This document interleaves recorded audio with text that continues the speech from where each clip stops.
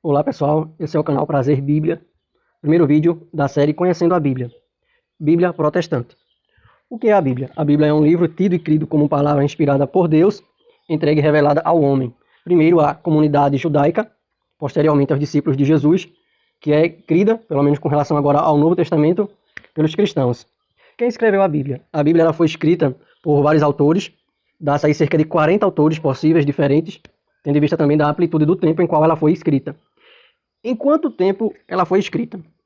A margem de tempo é de 1.100 anos a 1.400 anos, ou seja, de 13 a 14 séculos, nessa faixa que a Bíblia ela foi escrita, e não que os fatos nela exatamente ocorreram.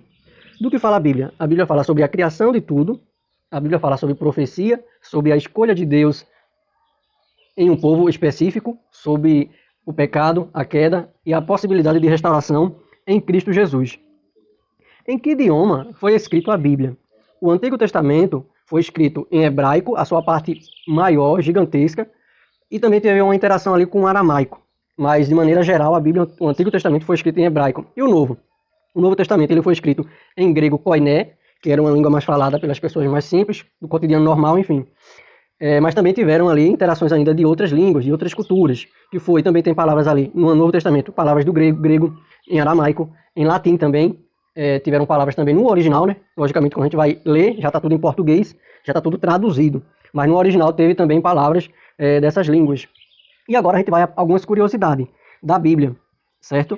A Bíblia original, ela foi escrita da direita para a esquerda, e a Bíblia também original, os livros originais, melhor dizendo, porque a Bíblia é a junção de vários livros, né, de vários escritos, ela não tinha nem capítulo nem versículos, que é o que a gente encontra hoje em todas as Bíblias que nós compramos. Vamos falar também agora um pouco da Bíblia Católica. A Bíblia Católica, ela tem algumas diferenças da Bíblia Protestante.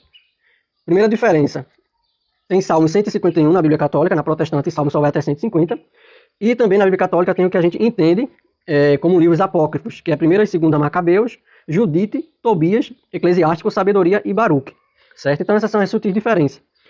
Nós vamos falar agora também de uma curiosidade sobre o Taná, ou Antigo Testamento judaico, que eles não acreditam, os judeus que não se converteram ao cristianismo não acreditam, lógico, em Jesus como Messias e, consequentemente, também não acreditam na inspiração do Novo Testamento.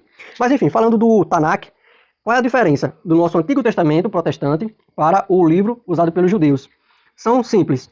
Com relação à quantidade de livro, o nosso Antigo Testamento ele compõe cerca de 39 livros. O do judeus são 24. Então, por que tem essa diferença?